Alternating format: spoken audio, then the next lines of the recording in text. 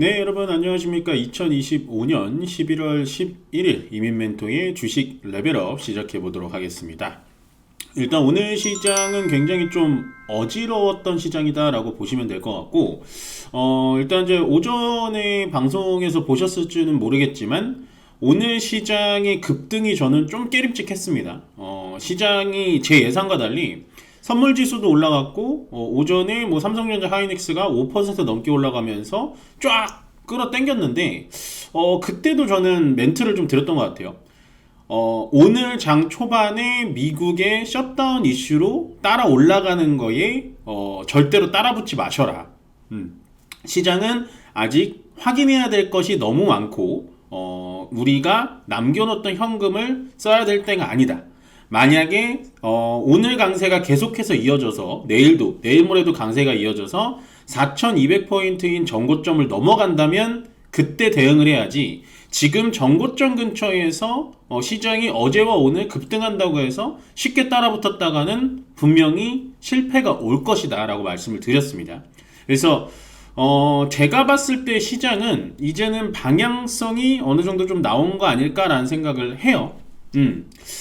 시장의 방향성은 제가 조금 이따 말씀을 드릴 건데, 어저께 제가 이 리서치예요. 그 NH투자증권에서 리서치가 나온 부분인데, 지금 올해 1월부터 10월까지 코스피의 앞자리 수가 두 번이 바뀌었어요. 저는 이런 경우가 처음입니다. 그러니까 2700, 800포인트에서 3000포인트를 넘었고, 그 다음에 3316 코로나 전고점을 넘어서 지금은 4000포인트에서 왔다 갔다 하고 있죠. 그러니까 2에서 4로 옮겼는데, 그러면 지수가 다 올라가서 모든 종목이 다 올라갔잖아요. 근데 우리 개인 투자자 기준 절반이 넘는 54.6%가 평균 손실이 거의 930만원 돈. 이게 현실입니다. 그러니까 시장이 다 간다고 해서 모든 종목이 올라간다고 해서 내 계좌가 같이 풍요로워지지는 않는다는 거예요. 어저께 뭐 이거 보니까 물려 계신 종목이 뭐 에코프로, 금양, 뭐 SK 바이오사이언스, 뭐 인버스 중에 고버스도 또 많으시더라고요. 그러니까 지금은 투자의 마인드, 그러니까 멘탈을 꽉 잡아 놓으시고, 제가 시장 방향성을 100% 맞춰드릴 수는 없어요. 저도 그때그때마다 대응을 하는 사람이기 때문에. 그렇지만 제가 바라보는 시장의 전체적인 방향성을 좀 따라오셨다면 아마도 이 54.6%에 안 들어가지 않으셨을까, 그리고 손실도 없지 않으셨을까라는 생각을 합니다. 그래서 조금 더 방송을 열심히 하겠다 라는 생각을 했고요. 일단 제가 오늘 시장이 오전에 급등이 나왔지만 약간 좀 깨림칙하고 믿지 않았던 게 바로 이거였습니다. 현물 플레이를 어저께와 오늘 하진 않아요. 외국인들이 코스닥과 코스피에서 사지도 팔지도 않고 있습니다. 그럼 뭘 하냐? 선물 쪽에서 계속 약간은 좀 간본다라는 느낌? 어저께는 제가 좀 깜짝 놀랐던 게, 주식 레벨업을 제가 3시 한 5분 정도에 이렇게 녹화를 하는데, 그때만 해도 외국인들의 선물 매수가 1조 3천억이었는데, 제가 이거 녹화를 딱 끝내고 이제 저도 우리 가족분들한테 문자 보내고 시장 마감을 짓는데, 시장 마감이 되자마자 수급이 쫙 빨려 나가면서 갑자기 1조 3천억 매수 계좌가 6천억 매수로 바뀌어 있더라고요. 그래서 외국인들이 막판에 거의 6천억 정도를 또 매도를 했구나. 내일 시장도 좀 쉽진 않겠는데? 라는 생각으로 들어왔는데, 미국 시장이 급등하면서 우리나라 시장은 따라 급등하길래 이건 좀 불안하다라는 생각을 했습니다. 그래서 지금은 어제 제가 시장의 방향성은 수급이라고 말씀드렸잖아요. 외국인들이 현물을 따라가는 게 아니고 외국인들의 선물 지수를 따라가야 되고, 오늘도 시장은 기관 쪽에서 조금 매수를 담아주는 걸 보면 기관에서 뭘 담는지 잘 보셔라. 그게 제가 봤을 때 12월 달까지 여러분들 배부르게 할 만한 그런 섹터입니다. 아시겠죠? 시장의 방향성은 어제부터 충분히 나온 거예요. 그 다음에 아침에 뭐 이런 뉴스가 나오면서 이제 반도체 쪽에 대한 또 뭐 버블론이다라고 나오는데, 요거를 제가 그대로 신문기사 그대로 갖고 온 건데, 자, 18개월 만에 최저 매출 성장률입니다. 그러면 결국엔 TSMC는 매출은 계속 성장하고 있다는 거예요. 50% 성장했던 게 30% 성장했다고 최저 매출 성장률, 이거 말이 안 되는 기사라고 보여지고요. 저는 AI 버블론에 대해서는 현격히 반대합니다. 그러니까 버블은 맞아요. 어느 정도의 당연히 꿈과 희망을 먹고 사는 게 이 주식시장이기 때문에 버블은 맞는데 실질적으로 실체가 있고 계속 강조드리지만 미국의 빅테크의 기업들이 전폭적으로 투자를 하는 부분이 AI인데 이게 왜 AI 버블이냐, 뭐 마이클 버리까지 나와가지고 뭐 쇼 중에서도 옵션 쪽을 치고 있다, 막 이런 얘기가 나오고 있다, 뭐 대사기극이다 라는 얘기가 나오는데 저는 아직도 아니다. 버블인 거를 확인하고 나서 나중에 도망가도 된다라고 보여집니다. 주식 역사상 제가 버블이라는 걸 많이 검색을 해봤는데 버블이라는 건 늘 있었어요. 뭐 닷컴 버블 때도 있었고요. 전체적인 금융 위기 때도 있었고요. 버블은 많았는데 버블은 그럼 언제 꺼지냐? 아무도 몰라요. 근데 왜 민멘토는 지금 AI가 버블인 걸 인정하면서도 왜 AI 쪽에 투자를 하느냐? 아직 끝을 모르니까. 우리는 투자자잖아요. 예, 불확실성을 알면서도 어느 정도는 들어가야지 투자가 되는 겁니다. 안 그러면 포모 와요. 지금 AI 쪽이 간다고 해서 지금 뭐 건설, 기계 이쪽으로 사실 건가요? 예, 그거는 아니라는 거죠.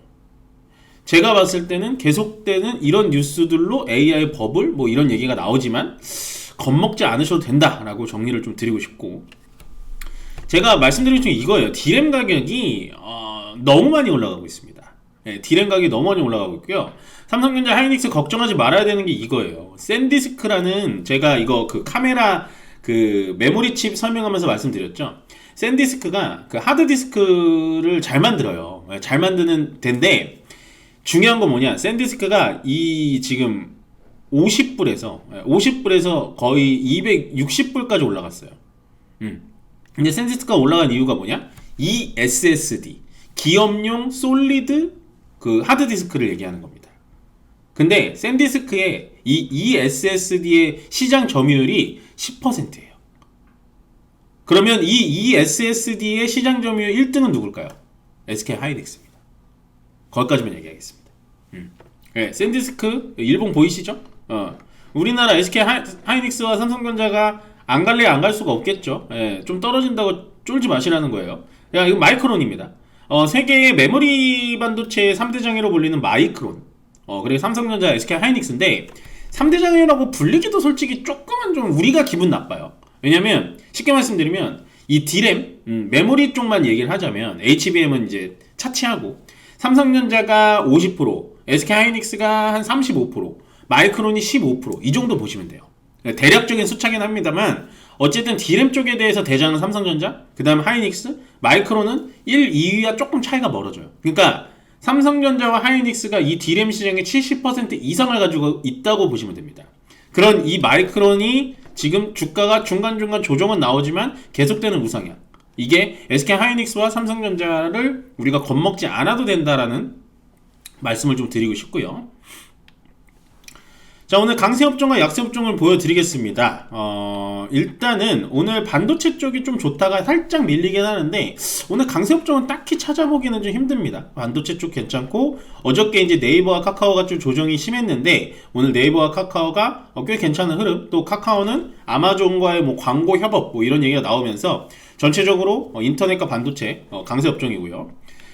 약세업종은 오늘 대부분 약세인데 제가 좀 눈여겨보고 싶은 것들만 골라왔어요. 카지노, 파라다이스 어닝 쇼크 나왔죠. 파라다이스, GKL, 세븐럭을 운영하고 있는 GKL, 그것도 카지노죠. 카지노 쪽이 엄청 폭락이 나왔는데 왜 폭락이 나왔을까? 파라다이스, GKL 왜 이렇게 폭락이 나왔을까요? 어닝 쇼크 때문에? 아닙니다. 어닝 쇼크는 명분일 뿐이고요. 그만큼 많이 올라왔기 때문이에요. 제 말을 다시 해석을 드리자면 기업 펀더멘탈에 문제가 없다고요. 예, 예를 들어서 파라다이스를 예를 들면 파라다이스가 어닝 쇼크가 나올 수 있습니다. 그렇지만 파라다이스가 지금 하는 게 뭐가 있죠? 예, 파라다이스 시티 옆에 있는 힐튼 호텔까지 인수를 하면서 호텔 객수를 늘리고 있잖아요. 예, 그러면 만약에 오늘 빠졌을 때 이제 추가 매수를 급하게 들어갈 필요는 없고 빠지고 나서 자리를 잡을 때 추가 매수를 들어가시면 되는 거예요. 그럼 그래서 카지노에 대해서는 오늘 너무 많이 뺐다, 너무 겁을 많이 줬다라고 보시면 되고, 증권업은 뭐 제가 좋아하니까 자꾸 빠질 때마다 제가 넣습니다. 애정이 있는 거는 자꾸 넣기 마련이고요. 조선도 자리를 많이 잡은 것 같아요. 조선도 저는 기회가 올 거다. 조선 비싸다, 이제 조선 쇼티지다, 끝났다라는 분들도 많은데 그분들이 틀렸다는 건 아니라 조선 쪽도 저는 메인 섹터가 될 수 있다. 미국이 있으니까. 거기다 이제 엔터, 하이브가 영업 적자가 나왔습니다. 요것도 마찬가지예요. 카지노가 적자가 나와서 완전히 부러뜨려 놨고 주가를, 엔터의 하이브, YG 엔터테인먼트는 말하기도 힘들게 주가가 미끄러지고 있고, SM, JYP 다 안 좋은데 하이브만 좀 중점적으로 말씀을 드리자면 일단은 신규 아티스트들을 키우기 위한 마케팅 비용과 투자 비용이 많이 들어가서 전체적으로 영업이익률을 한 12% 깎아먹는 행동을 했더라고요.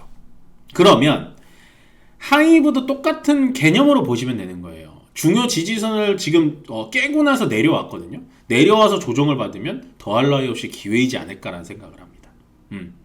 왜냐? 내년에 BTS 완전체가 돌아오게 되면 국내 해외 공연, 이 엔터 사업에서 여러분들 지금 요거는 좀 짤막한 상식으로 알아두시면 좋은데, 엔터 산업이 옛날에는 음반을 팔아서 돈을 벌었다면 지금은요 공연 수입비가 최고입니다. 마진이. 티켓값 비싸던데, 티켓도 비싼데요, 그거는 이제 장소 대여료랑 이런 거 하면 별로 마진이 안 남고 가장 마진이 좋은 건 MD라는 거예요. MD 상품. MD 상품이 뭐냐? 예를 들어 제가 유명한 사람이면 이민 멘트 얼굴로 있는 컵, 티셔츠, 그 다음에 요즘에 K-팝을 응원하려면 뭐가 필수죠? 응원봉. 이런 것들의 MD 매출의 영업이익률이 굉장히 높기 때문에 저는 하이브가 조정을 받을수록 상당히 좋아하는 가격대까지 좀 내려오고 있구나 라고 생각을 해주시면 됩니다. 그래서 일단은 예상대로 시장 조정 나오고 있고요. 제가 어저께 시장이 상승했을 때, 오늘 오전에 상승했을 때 절대로 흥분하지 마셔라, 멈추셔라, 현금 30%쓸 때 아닙니다 라고 말씀드렸어요. 아직도 현금 30%는 좀 잠가 놓으셔야 됩니다. 왜 그러냐면 이번 주까지 제가 확인을 해서 여러분들께 알려드리겠지만 지금 지수는 4200포인트를 상단으로 잡고 하단으로는 3900 내지 3800으로 잡은 다음에 중간 라인을 4100으로 어떻게 지지를 하느냐 봐야 돼요. 그래서 단기 박스권으로 나오면 어떻게 해야 되냐, 4200선, 오전에처럼 4200선 가까이 가면 매도를 해야 되고, 내려와가지고 3900선 다가온다 그러면 그때부터 현금 비중 늘려야 돼요. 현금 비중 있는 걸 주식 사셔야 돼요. 네, 아시겠죠? 그래서 조금은 제가 이 얘기를 드리고 싶었습니다. 오늘 어느 정도 방향성이 나온 것 같고, 이제 수요일, 목요일, 금요일까지 확인을 하면 제가 말씀드린 이 단기 박스권 장세가 올 확률이, 어저께는 제가 5대5라고 말씀드렸잖아요. 오늘 딱 보면 한 70% 정도로 단기 박스권 장세가 이어질 것 같다. 그 중에서 항상 여러분들, 여기 제가 항상 업종 말씀드리죠. 주도주가 될 수 있는 업종에서 잘 종목을 고르셔서 3,800이나 3,900포인트 언저리에 오면은 그때 우리가 위에서 팔았던 현금을 투입할 때가 온다. 오늘도 아직은 아니다 라고 마지막 말씀 전해드리면서 오늘 레벨업은 여기서 마무리 짓도록 하겠습니다. 고맙습니다.